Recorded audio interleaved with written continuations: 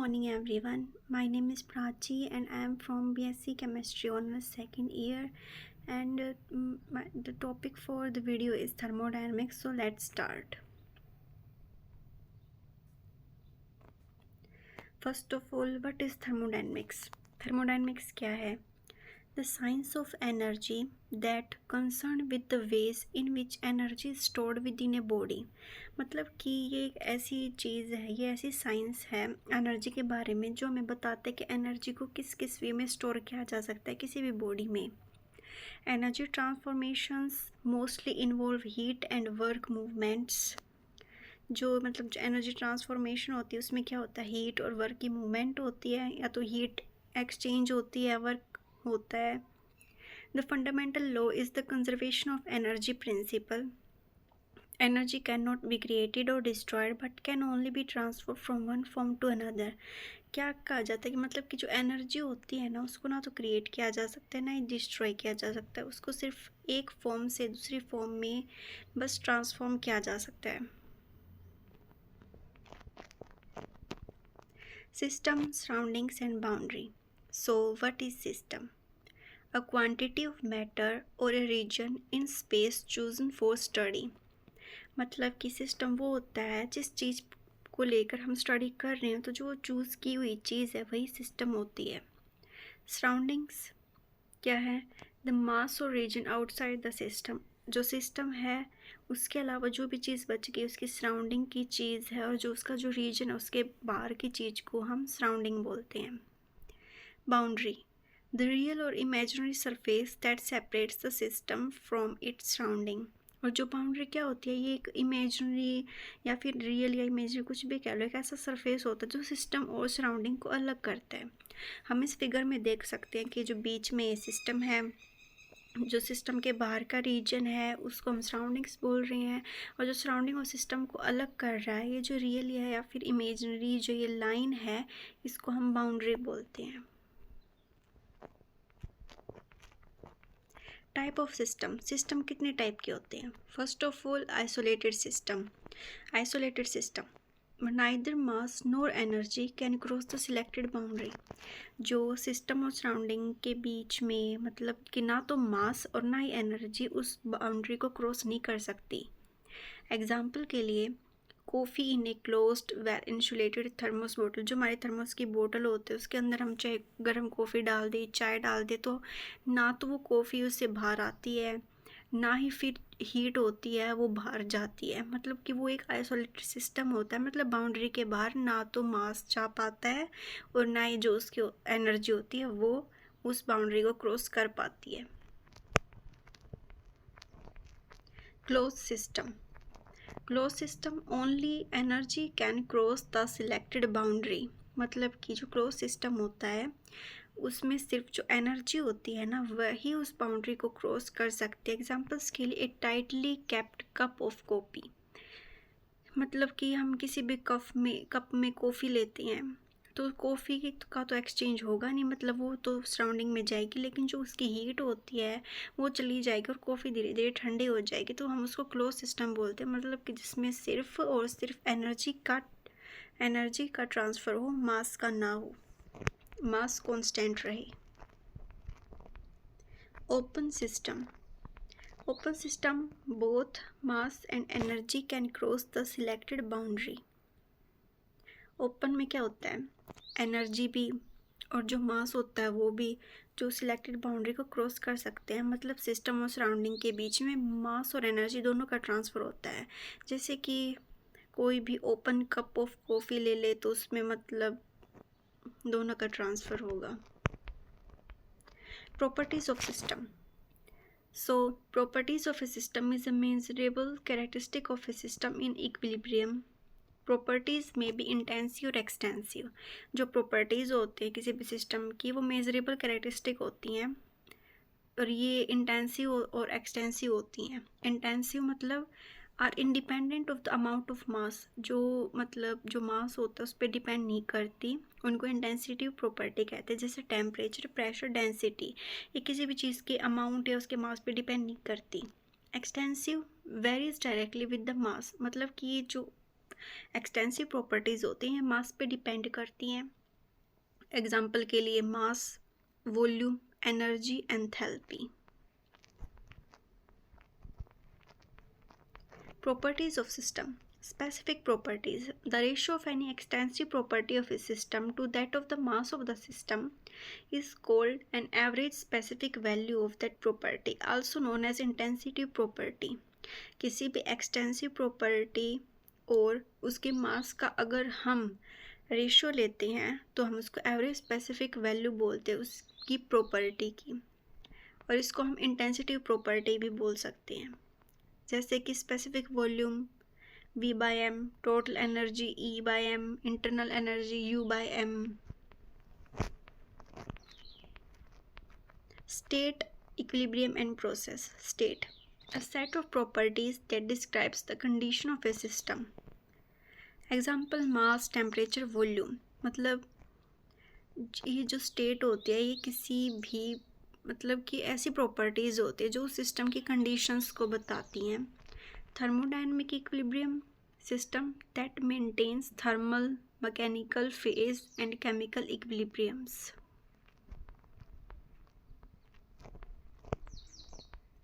Process, change from one equilibrium state to another.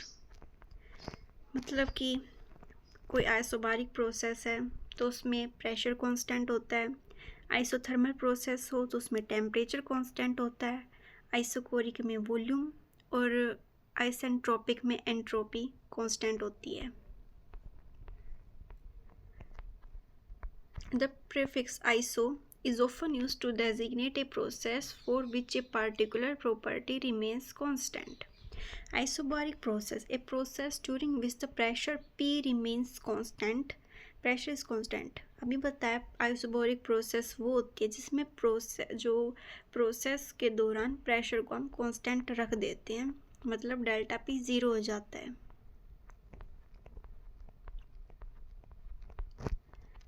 Isochoric और isometric process, a process during which specific volume remains constant. मतलब कि इस process में volume को हम कांस्टेंट रखते हैं।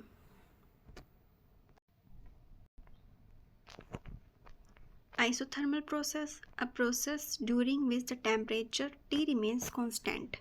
मतलब कि जो आइसोथर्मल प्रोसेस होता है इसमें हम टेम्परेचर को कांस्टेंट करते हैं, जैसे कि हम इस ग्राफ में देख भी पा रहे हैं। Types of thermodynamic process.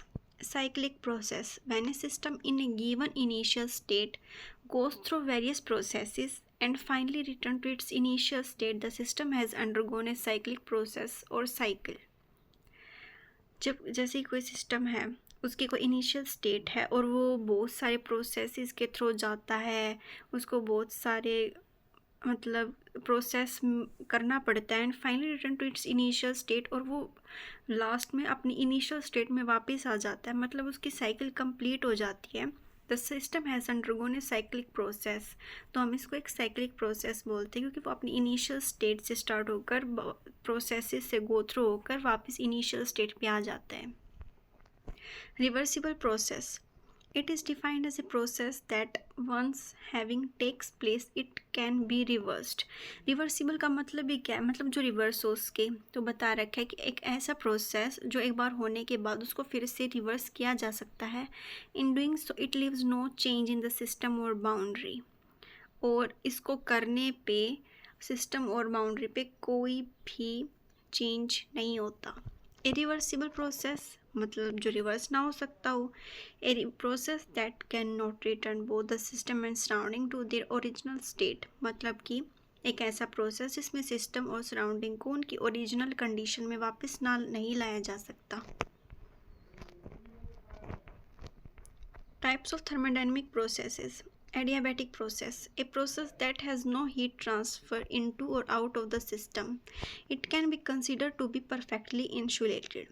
मतलब एडियाबैटिक प्रोसेस क्या है, एक ऐसा प्रोसेस जिसमें हीट का ट्रांसफ़र नहीं होता, मतलब ना तो सिस्टम से हीट सराउंडिंग में जाती है ना ही सराउंडिंग से सिस्टम में आती है, इसको हम परफेक्टली इंसुलेटेड कहते हैं।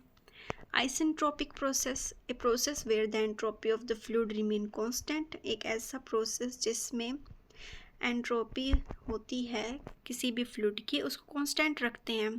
Polytropic process, when a gas undergoes a reversible process in which there is heat transfer, it is represented with this straight line.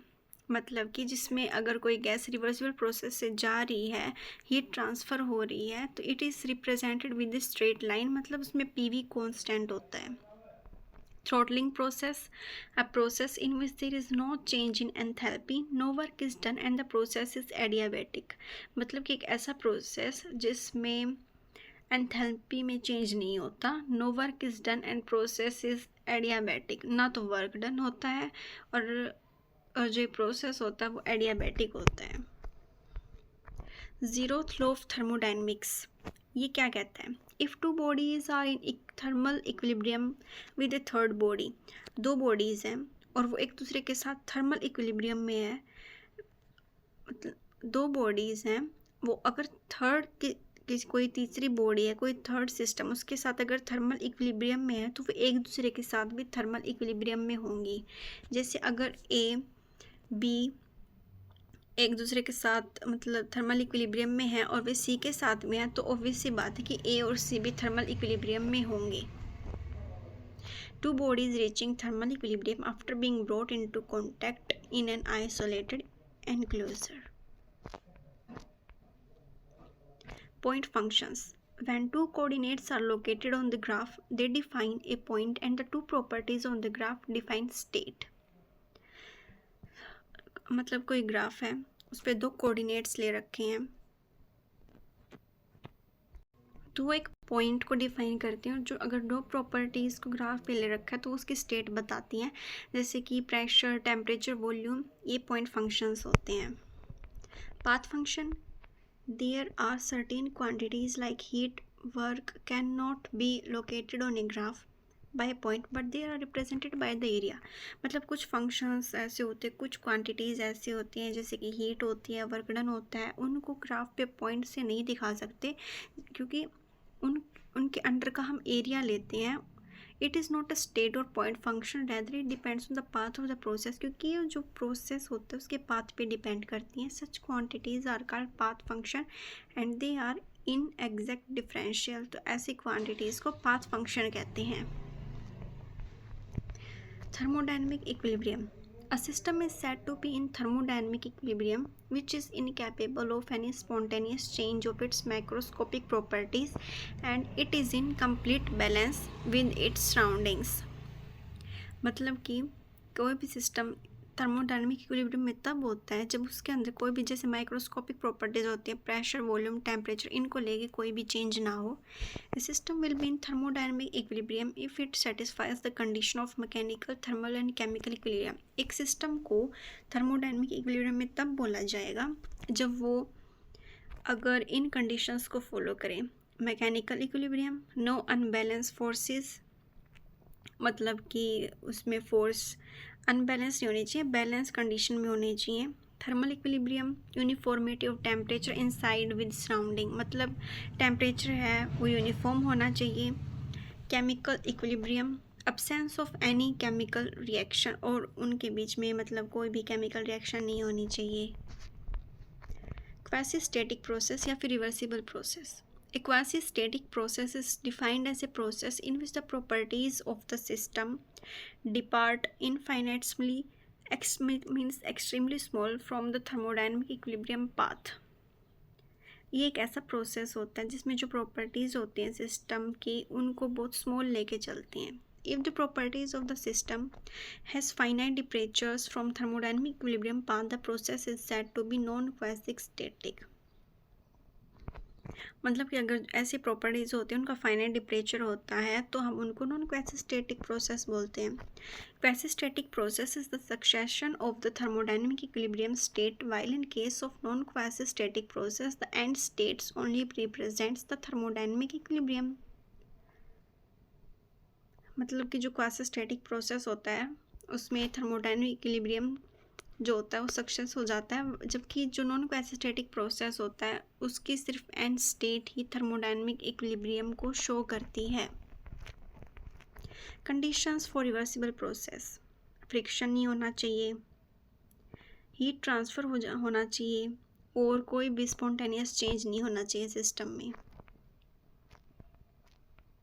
Heat is the form of energy which transfer without transfer of mass from one body to another body from higher temperature to lower temperature by virtue of temperature difference between two bodies.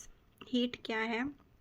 ये एक ऐसी form है energy की जो मतलब मास, इसमें मास का transfer नहीं होता, सिर्फ ये एक बॉडी से दूसरी बॉडी में मतलब कि सिस्टम और सराउंडिंग या फिर हायर जिसका टेम्परेचर होता है उससे लेकर जिसका लोअर टेम्परेचर होता है उस बॉडी में ट्रांसफ़र करती है। इसको क्यू से दिखाया जाता है जिसकी यूनिट जूल होती है। अगर सिस्टम में हम हीट को ऐड करते हैं तो पॉजिटिव होती है, अगर सिस्टम से हीट को हटाते हैं तो नेगेटिव होती है। Extensive properties and path function in exact differential. Work analogous to heat, work is also a transient form of energy which is observed when it crosses the boundaries of the system without transfer of mass. Work है वो भी एक form of energy है but which is observe when it crosses the boundaries of the system without transfer of mass. ये एक path function होता है। Small work done due to displacement of D S. अगर स्मॉल वर्क डन क्या होता है, मतलब वर्क डन का फॉर्मूला लेता है एफ इंटू डी एस। अगर स्मॉल डिस्प्लेसमेंट डी एस होता है तो टोटल वर्क डन क्या होगा, हम इसको इंटीग्रेट कर देंगे और इंटीग्रेशन करने के बाद हमारा वर्क डन आ जाता है। तो डिफरेंस होता क्या है हीट और वर्क में। Heat can only transfer when there is difference of temperature between system and surrounding while work transfer can takes place even without that change in temperature. मतलब heat का ट्रांसफर सिर्फ जब होता है जब सिस्टम और सराउंडिंग के बीच में टेम्परेचर का डिफरेंस हो, मतलब ये हायर टेम्परेचर से लोअर टेम्परेचर में ट्रांसफ़र करते हैं। लेकिन वर्क के केस में ऐसा कुछ नहीं होता, ये बिना किसी टेम्परेचर के चेंज के भी हो सकता है transfer. In constant volume process through work cannot take place, however heat can be transferred. मतलब अगर कांस्टेंट वॉल्यूम हो तो वर्क नहीं होता, हीट ट्रांसफ़र हो सकती है। In case of work transfer its sole effect could be raising or lowering a weight in the surrounding, but in case of heat transfer other effects are also observed. मतलब कि work transfer में क्या होता है, मतलब सिर्फ जो wait होता है उसमें हम डिफरेंस दे सकते हैं, लेकिन जो हीट ट्रांसफ़र होता है उसमें हम और डिफरेंसेस भी देख पाते हैं। इनके बीच में सिमिलरिटीज़ क्या हैं? Both heat and work exist in transit and these are never processed और कंटेन्ड इन ए सिस्टम। मतलब कि जो हीट और वर्क होते हैं उनको हम किसी कंटेनर में कंटेन नहीं कर सकते। Both heat and work refer to boundary phenomena. Both heat and work are path function and do not represent as the properties of the system. Enthalpy. It is total energy of the system. ये system की पूरी energy होती है, इसको specific enthalpy भी बोलते हैं। UPV point functions होते हैं, तो जो एंथैल्पी जिसको हम H से दिखाते हैं ये भी एक पॉइंट फंक्शन होती है और सिस्टम की प्रॉपर्टी होती है। इसकी जो यूनिट होती है वो किलो जूल पर मोल होती है और H जो होती है वो U+PV होती है। फर्स्ट लॉ ऑफ थर्मोडायनेमिक्स ये क्या कहता है, एनर्जी ना तो क्रिएट की जा सकती है ना ही डिस्ट्रॉय की जा सकती है, इसको सिर्फ एक फॉर्म से दूसरे फॉर्म में सिर्फ ट्रांसफ़र किया जा सकता है और ये क्लोज सिस्टम पे अप्लाई होता है। If a close system goes through a cycle the algebraic sum of total energy transfer to it as heat and work is zero. अगर साइकिल प्रोसेस होती है तो जो अलजेब्रिक सम होता है टोटल एनर्जी का जो सम होगा और जो हीट और वर्क होगा वो ज़ीरो होगा। लिमिटेशंस क्या थी? No restrictions on the direction of the flow of heat. The first law states defines relationship between the heat absorbed and the work performed by a system. The first law does not indicate whether heat can flow from a cold end to a hot end or not. For example, we cannot extract heat from the ice by cooling it to a low temperature. Some external work has to be done. मतलब कि first limitation ये थी कि इसने ये नहीं बताया कि जो हीट होती है वो किस एंड से किस एंड तक फ्लो करती है। Does not specify the feasibility of reaction. First law does not specify that process is feasible और not. For example, whether a rod is heated at one end then equilibrium has to be obtained which is possible only by some expenditure of energy, इसने reaction की feasibility को भी नहीं बताया, मतलब कि ये नहीं बता पाया कि रिएक्ट प्रोसेस जो है वो फिजिबल है कि नहीं। Practically it is not possible to convert the heat energy into an equivalent amount of work,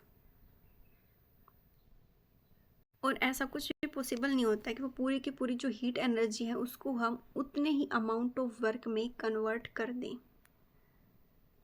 second law क्या कहता है? Second law of thermodynamics gives more information about thermodynamic process, मतलब ये थर्मोडायनेमिक प्रोसेस के बारे में हमें ज़्यादा नॉलेज देता है।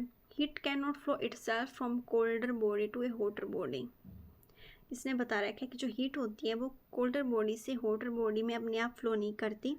It is also use to determine the theoretical limits for the performance of mostly used engineering systems like heat engine and heat pumps. Carnot cycle and Carnot heat engine. A Carnot cycle is hypothetical cycle consist of 4 process. ये एक hypothetical process होता है जिसमें 4 process होते हैं, 2 reversible isothermal process होते हैं और 2 adiabatic processes होते हैं। Heat is caused to flow in working fluid by application of high temperature energy source during expansion and the flow out of fluid by the application of lower temperature energy sink during compression. Now assumptions made in Carnot cycle. Piston moving in the cylinder does not produce any friction. जो भी हम cylinder में जो piston use करते हैं वो friction less होता है। The cylinder head is arranged in such a way that it can be perfect heat conductor और heat insulator. जो सिलेंडर होता है वो हीट कंडक्टर और हीट इंसुलेटर की तरह भी काम करता है।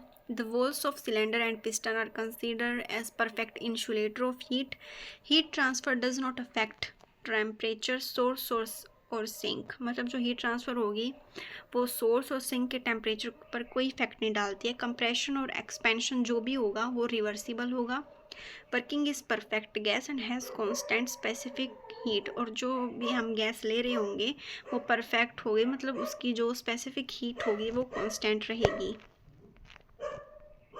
इसके फर्स्ट स्टेज क्या होती है? Isothermal expansion, hot energy source at temperature T1, heat Q1 is taken in which and the fluid expands isothermally and reversibly at constant temperature T1.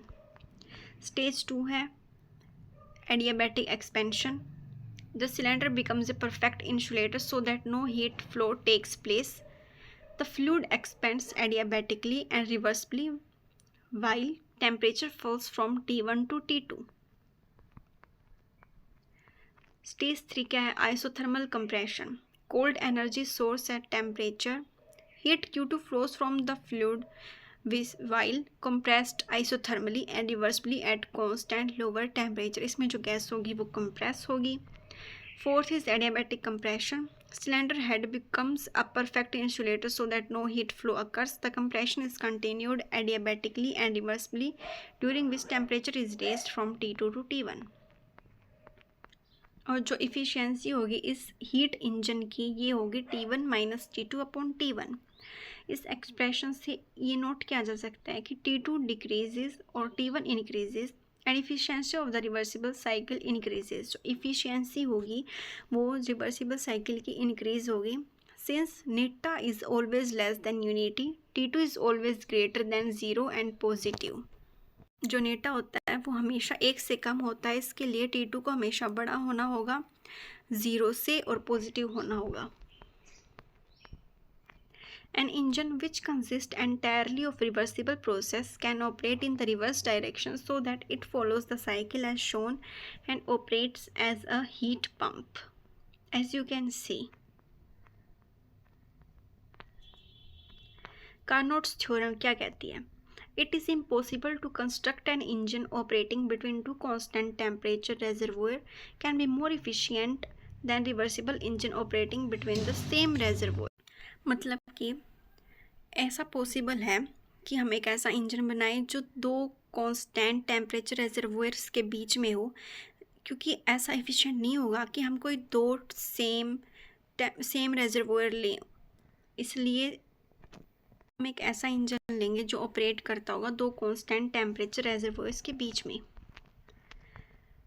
Corollary of Carnot theorem, all reversible engine operating between the two constant temperature thermal reservoir have the same efficiency। इसने बता रखा है कि जो जितने भी reversible engine होंगे जो दो कांस्टेंट टेम्परेचर के बीच में काम करते होंगे तो उनकी इफ़िशियंसी सेम होगी। The efficiency of any reversible heat engine operating between two thermal reservoir does not depend on the nature of working fluid and depends only on the temperature of the reservoir। मतलब कि जो reversible heat engine होता है उसकी efficiency जो हमने thermal रेजर्वोयर्स ले रखे हैं उसके फ्लूइड के नेचर पे डिपेंड नहीं करती बल्कि उनके टेम्परेचर पे डिपेंड करती है। So that's all for the video. Thank you.